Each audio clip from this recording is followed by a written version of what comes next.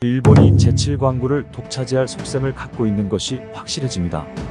일본은 막무가내로 자신들에게 유리한 대륙붕 중간선을 고집하면서 협상조차 거부하고 있습니다. 안녕하세요. 올바른 안보를 지향하는 동아시아 연구소입니다. 제7광구를 대하는 일본의 태도가 수상합니다. 일본의 속셈은 무엇일까요? 지금까지 보여준 일본의 태도는 의심을 사기에 충분합니다.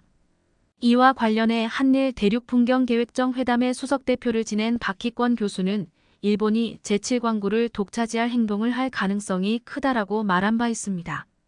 그는 한 신문의 기고문에서 일본 대표는 이런 의도를 내비친 적도 있다고까지 강조했습니다. 외교관 출신이 이 정도까지 표현한 것을 유념할 필요가 있습니다. 일본은 한일 대륙풍협정의 종료를 앞둔 2025년에 7광구를 독차지할 행동에 나설 수도 있습니다. 그렇다면 일본은 처음부터 한국의 제7광구 탐사를 방해할 의도를 가졌지 않나요? 일본이 7광구에 대해 자신들의 수역이라는 인식을 갖고 있다는 것이 점점 분명해지고 있습니다. 한일 대륙풍협정에도 공동개발구역에서 산출된 천연자원을 각각 동등하게 분배받을 권리가 있다고 명시돼 있습니다. 그래서 일본 입장에서는 공동조사를 할 필요가 없는 것이지요. 일본으로서는 7광구 공동개발은 한국의 7광구 석유를 넘겨줄 명분만 강화된다고 생각하고 있을 것입니다. 일본은 7광구 부근에서 어떤 경계선을 노리고 있는지 궁금합니다. 일본은 인접한 국가의 대륙붕 경계선 획정 방식에서 중간선에 집착하고 있습니다. 대륙붕으로 이어진 국가 사이에는 그 중간을 경계선으로 해야 한다는 것이 중간선입니다.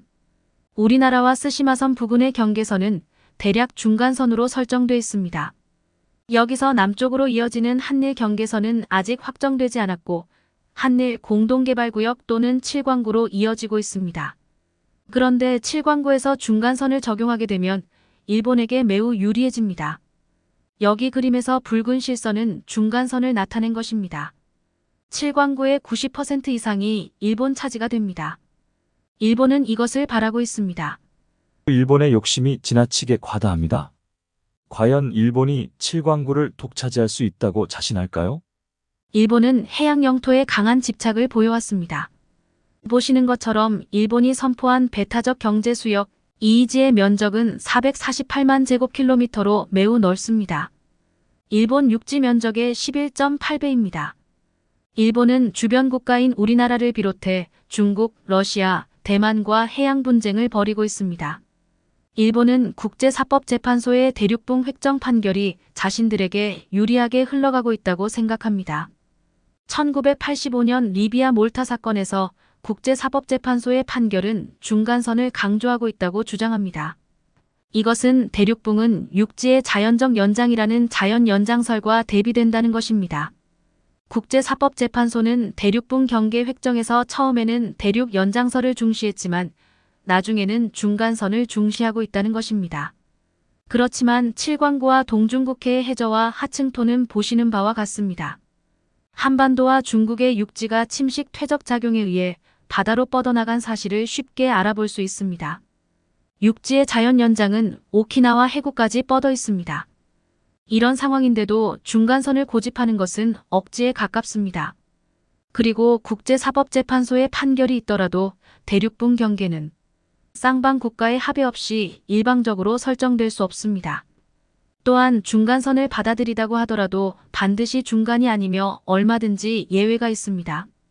한국과 중국이 대륙붕 경계선을 그림의 붉은 선인 7광구 외곽, 오키나와 인근까지 설정한 것이 오히려 설득력이 있습니다. 7광구 상황이 심각하군요. 우리의 최근 대응은 어떤가요? 국회에 대응이 있습니다. 이용선 민주당 의원의 발의로 일본 정부의 7광구 개발을 촉구하는 결의안이 제출된 상태입니다.